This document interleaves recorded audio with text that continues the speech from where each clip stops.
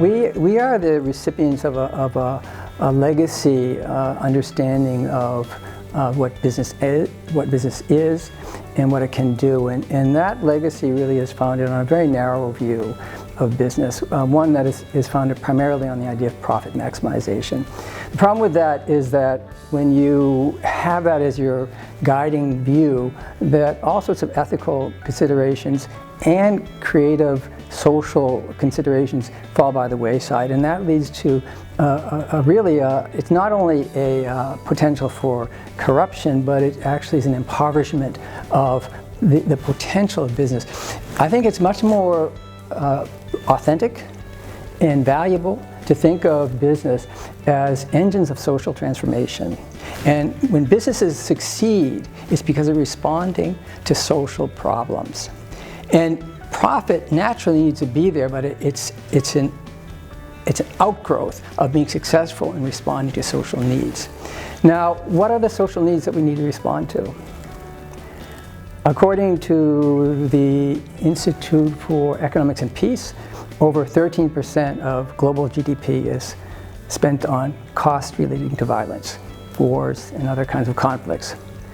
This is a catastrophic expense, and that doesn't even talk about the social costs of conflict.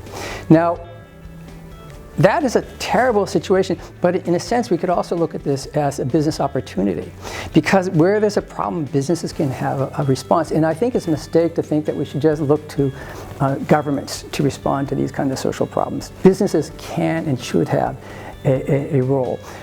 One of the problems is that we as business educators frequently have been perpetuating a very narrow view of what businesses can and should be doing.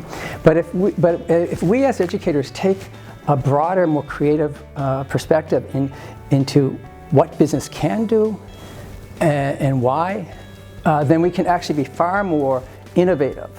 And I think it's similar to the innovation that you can see in response to the energy crisis we have now. That is indeed a problem, but it is also a spur to greater creativity.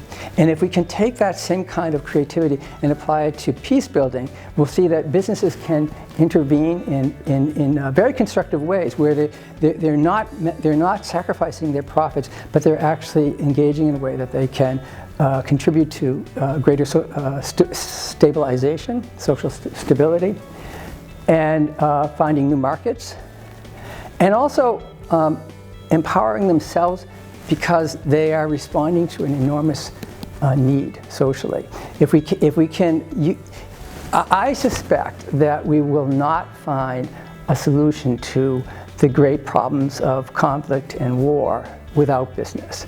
But I don't think business has woken up to their capacity to respond to this problem yet. And if they do, and they see it as this kind of opportunity, then I think the impact can be very, very significant. But it will take, I believe, the entrepreneurship of the business leaders, but also us as educators. We need to plant those seeds and then lay the groundwork for business entrepreneurs and existing businesses to respond to this problem. And I think the results will be very, very significant.